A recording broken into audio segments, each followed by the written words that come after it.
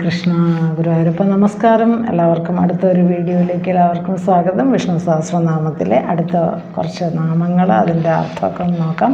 ഇന്ന് 631 മുതൽ 640 വരെയുള്ള നാമങ്ങളാണ് നമ്മൾ നോക്കുന്നത്. യസ്യ സ്മരണമാത്രേണ ജന്മസംസാര ബന്ധനാത് വിമുച്യതേ നമസ്തസ്മൈ വിഷ്ണവേ പ്രഭവിഷ്ണവേ. അപ്പോൾ ഏതൊരു നാമങ്ങൾ ആണോ നമ്മളെ ഈ സംസാര ദുഃഖത്തിൽ നിന്ന് നമ്മൾക്ക് ഒരു മോചനം, അല്ലെങ്കിൽ ആ ദുഃഖങ്ങളിൽ നിന്നുള്ള ഒരു എന്താ പറയുക, വിടുതൽ എന്ന് പറയില്ലേ, അതിനെയാണല്ലോ മോക്ഷം, മുക്തി എന്നൊക്കെ പറയുക. അപ്പോൾ അതാണ് നമ്മളെല്ലാവരും ആഗ്രഹിക്കുന്നത്. കാരണം ഈ ഒരു സുഖഭോഗങ്ങളുടെ ഈ ഒരു ലോകത്തിരിക്കുമ്പോഴും അവിടെ ഒരുപാട് സുഖ സൗകര്യങ്ങൾ ഉണ്ടാകുമ്പോഴും ഉള്ളിൻ്റെ ഉള്ളിൽ പിന്നെ ഒരുപാട് ദുഃഖങ്ങളും ദുരിതങ്ങളും ആരോഗ്യ പ്രശ്നങ്ങളും ഒക്കെ ഉള്ളവരാണ് ഭൂരിപക്ഷം ആളുകളും. അപ്പോൾ അത് എന്തുകൊണ്ട് എന്ന് പറയുമ്പോൾ ശരിയായിട്ടുള്ള നമ്മുടെ ആ ശാസ്ത്രങ്ങളിലേക്ക് ശരിയായിട്ട് എത്തുന്നില്ല, അല്ലെങ്കിൽ നാമസങ്കീർത്തനത്തിൻ്റെ പ്രാധാന്യം അറിയുന്നില്ല. അപ്പോൾ ഭഗവാൻ ശോകത്തെ നശിപ്പിക്കുന്നവനാണ്. അതുകൊണ്ടാണ് ഭഗവാൻ ഗീതയിൽ പറയുന്ന മാ ശുച എന്ന്, നീ വിഷമിക്കേണ്ട എന്നൊക്കെ പറയണം. കാരണം ഏതൊരു നാമസ്മരണം കൊണ്ടാണ്, ഭഗവാന്റെ നാമം അത്രയും ശ്രേഷ്ഠമാണ്. ഹരിനാമത്തിൻ്റെ പ്രാധാന്യം അത്രയും ശ്രേഷ്ഠമാണ്. ഭഗവാൻ തന്നെ ശോകങ്ങളില്ലാത്തവനാണ്. അതാണ് ശോകനാശന എന്ന് ഭഗവാനെ പറയും. അപ്പം നമ്മളിപ്പോൾ ഈ ഒരു കലികാലത്ത് ഏറ്റവും കൂടുതൽ നമുക്ക് നാമത്തെയാണ് ആശ്രയിക്കാൻ കഴിയുക. എല്ലാവിധ പ്രശ്നങ്ങൾക്കും പരിഹാരം നാമസങ്കീർത്തനമാണെന്ന് പറയും.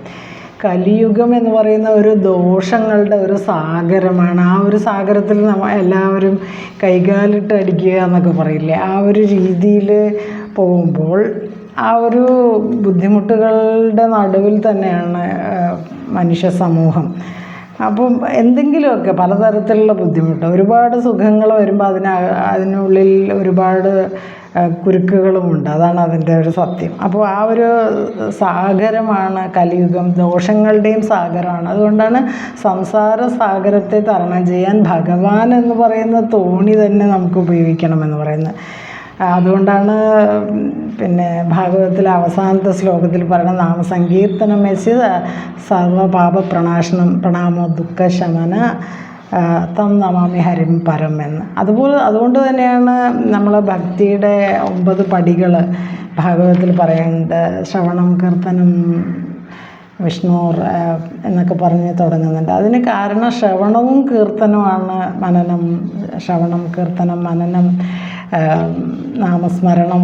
പിന്നെ അപ്പോൾ ഇതെല്ലാം വളരെ ആവശ്യമാണ്. ശ്രവണവും കീർത്തനവും മനനവും ആവശ്യമാണ്. അപ്പോൾ അതിൽ കീർത്തനവും ശ്രവണവും രാധയും കൃഷ്ണനും പോലെയാണെന്ന് പറയും. അപ്പോൾ കൃഷ്ണൻ്റെ ആത്മാവ് തന്നെയാണ് രാധ എന്ന് പറയുമ്പോൾ ശ്രവണവും കീർത്തനവും ഒരുമിച്ച് പോകേണ്ട ഒരു കാര്യമാണ്. അപ്പോൾ എത്രത്തോളം ശ്രവണം നടക്കുന്നു അത്രത്തോളം കീർത്തനവും ആവശ്യമാണ്. ശരിയായ ശ്രവണവും കീർത്തനവും നിരന്തരം ചെയ്യുക.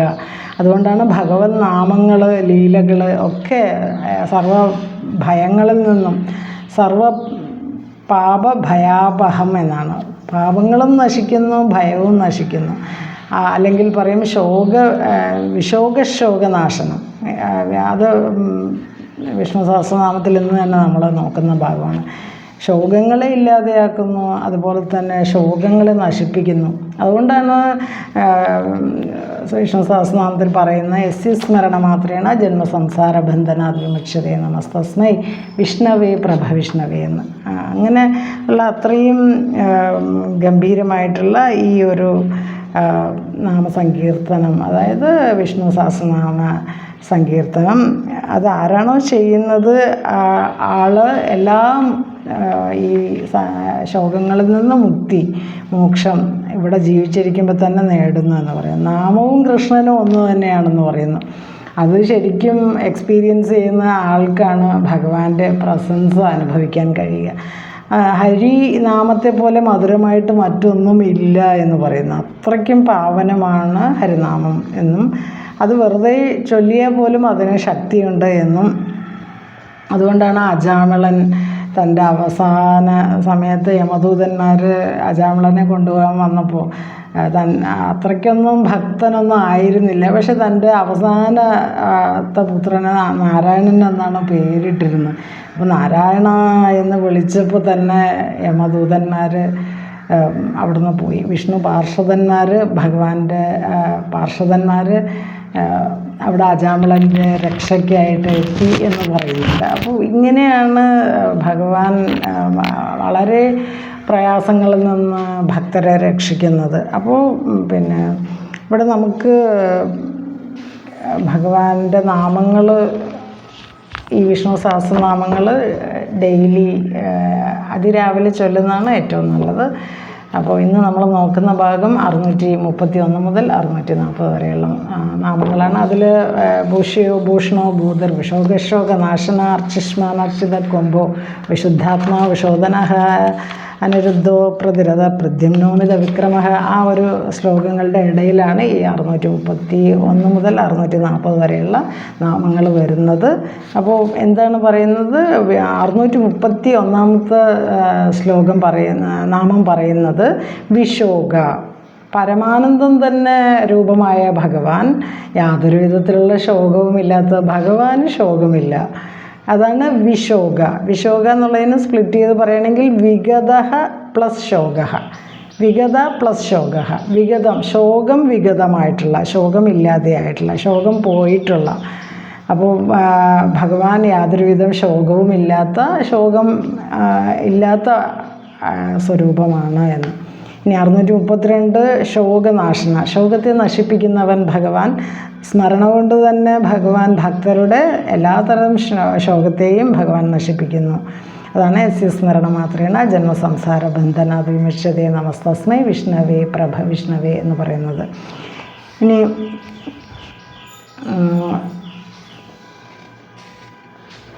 633 നാമം അർച്ചിഷ്മാൻ.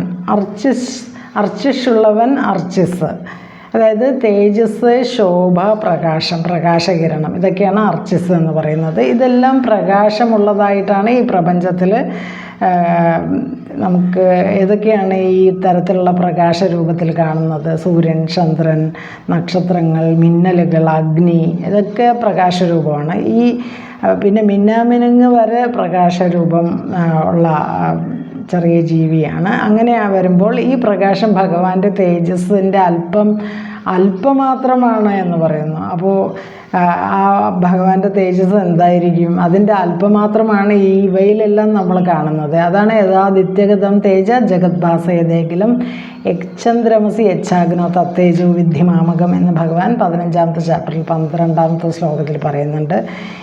പിന്നെ എല്ലാം തേജസ്സും, ഈ ജഗത്തിനെ തന്നെ പ്രകാശിപ്പിക്കുന്ന എല്ലാ തേജസ്സും, ചന്ദ്രൻ്റെ തേജസ്, അഗ്നിയുടെ തേജസ്, സൂര്യൻ്റെ തേജസ് എല്ലാം എൻ്റെ തേജസ്സിൻ്റെ ഒരു ഭാഗമാണെന്ന് അറിയുക എന്ന് പറയുന്നുണ്ട്. ഇനി 634 ശ്ലോകം നാമം 634 നാമം അർച്ചിത. എല്ലാ ദേവന്മാരാലും അർച്ചിക്കപ്പെടുന്ന ഭഗവാൻ, ആരാധിക്കപ്പെടുന്ന ഭഗവാൻ. അത് ലോകര് വാസന പ്രേരണ കൊണ്ടും സാഹചര്യങ്ങൾ കൊണ്ടും പല അന്യദേവതകളെ ആരാധിക്കുന്നു. ഏതൊക്കെ ദേവതയെ ആരാധിച്ചാലും ചെന്ന് ചേരുന്നത് ശ്രീ വാസുദേവനിലാണ്, നാരായണനിലാണ് എന്ന് പറയുന്നുണ്ട്. അതാണ് 7ാമത്തെ ചാപ്റ്ററിൽ 27ാമത്തെ ശ്ലോകം പറയുന്നുണ്ട്. യോ യോ യാം തനും ഭക്ത ശ്രദ്ധയാർച്ചിതുമിച്ചതി തസ്യാജലാം ശ്രദ്ധാം താമേവ വിദദാമ്യഹം. ഏതേത് ഭക്തർ ഏതേത് മാർഗത്തിലൂടെ ഏതേത് മൂർത്തിയെ പൂജിച്ചാലും അതെല്ലാം ആ ശ്രദ്ധയെ ഉറപ്പുള്ളതാക്കി തീർക്കുന്നത് പോലും ഭഗവാനാണ് എന്ന് ഭഗവത്ഗീതയിൽ പറയുന്നു. ഇനി 635 ശ്ലോകം, 5ാമത്തെ നാമം കുംഭഹ. 635 നാമം കുംഭഹ. എല്ലാ പ്രപഞ്ച ഘടകങ്ങളും ഒരു കുംഭത്തിൽ എന്ന പോലെ ഭഗവാനിൽ അടങ്ങിയിരിക്കണം. ഒരു കുംഭത്തിൽ വെള്ളം നിറച്ചാൽ ആ കുംഭത്തിനകത്ത് വെള്ളം ഇങ്ങനെ അതിനകത്ത് ഇങ്ങനെ ഒതുങ്ങിയിരിക്കുമല്ലോ, അതെവിടെയും തുളുമ്പി പോവില്ലല്ലോ. അതുപോലെ ഭഗവാനിൽ എല്ലാ പ്രപഞ്ച ഘടകങ്ങളും ഒരു കുംഭത്തിൽ എങ്ങനെയാണോ അടക്കി നിർത്തിയിരിക്കുന്നത് അതുപോലെ ഭഗവാനിൽ അടങ്ങിയിരിക്കുന്നു. അതാണ് കുംഭഹ എന്ന് ആചാര്യസ്വാമികൾ, ശങ്കരാചാര്യരുടെ ഭാഷ്യത്തിൽ പറയുന്നുണ്ട്. ഇനി 636-ാമത്തെ ശ്ലോകം വിശുദ്ധാത്മ. വിശുദ്ധമായ ആത്മാവുള്ളവൻ ഭഗവാൻ. സത്വഗുണം, രജോഗുണം, തമോ ഗുണം എന്ന 3 ഗുണങ്ങളാണ്. ആ ഗുണങ്ങളിൽ നിന്ന് വേർപെട്ട്, അപ്പോൾ സാധാരണ നമ്മൾ കാണുന്ന ജീവജാലങ്ങളും എല്ലാ മനുഷ്യരും പ്രകൃതിയിലെ എല്ലാ കാര്യങ്ങളും ഈ 3 ഗുണങ്ങളുമായിട്ട് ബന്ധപ്പെട്ടാണ്.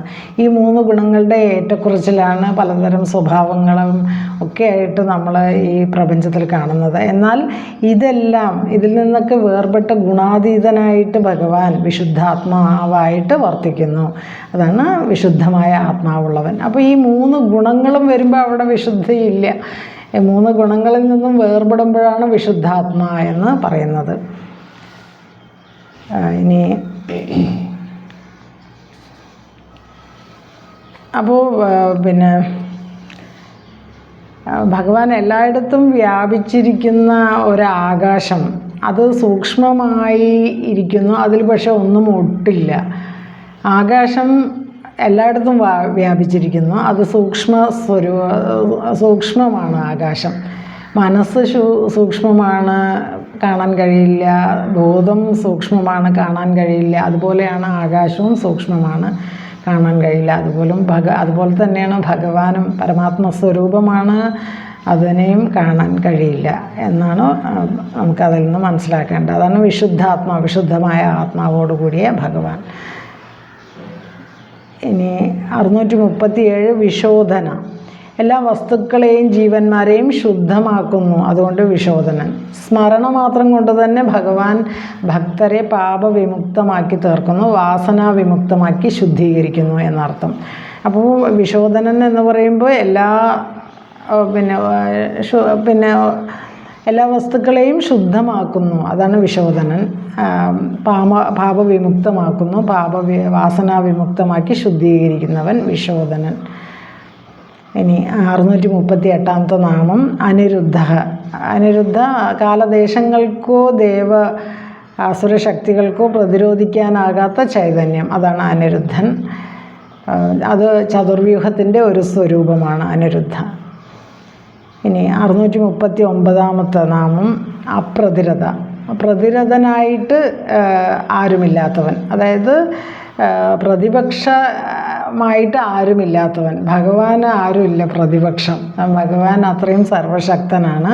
ഭഗവാന് തുല്യമായിട്ട് ഒരു ശക്തിയും തന്നെ ഭഗവാന്റെ ഓപ്പോസിറ്റ് വന്ന് നിൽക്കാൻ കഴിയില്ല. അതാണ് ഭഗവാന് തുല്യമായിട്ട് ഒരു ശക്തിയും ഇല്ലാത്തവൻ എന്നർത്ഥം. ഇനി 640-ാമത്തെ നാമം പ്രദ്യുമ്ന. അതായത് ഏറെ ശ്രേഷ്ഠമായ തേജസ്സുള്ളവൻ ഭഗവാൻ. അതും ചതുർവ്യൂഹത്തിലെ ഒരു മൂർത്തിയുടെ നാമമാണ് പ്രദ്യുമ്ന.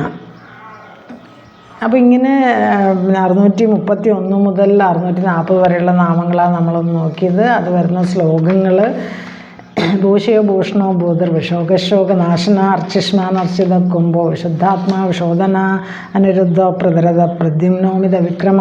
ആ ഭാഗത്താണ് ഈ നാമങ്ങൾ വരുന്നത്. അത്രയും ഭാഗം ഗുരുവായൂരപ്പൻ സമർപ്പിക്കുന്നു. ഹരേ കൃഷ്ണ. ഗുരുവായൂരപ്പ കായേന വാച മനസേന്ദ്രിയർവ ബുദ്ധ്യാത്മനാവ പ്രകൃതി സ്വഭാവാത് കരോമി യദ്സകലം പരസ്മൈ നാരായണായേതി സമർപ്പയാമി. സർവം ശ്രീകൃഷ്ണാർപ്പണമസ്തു. ഓം തത്സത്. ഹരേ കൃഷ്ണ.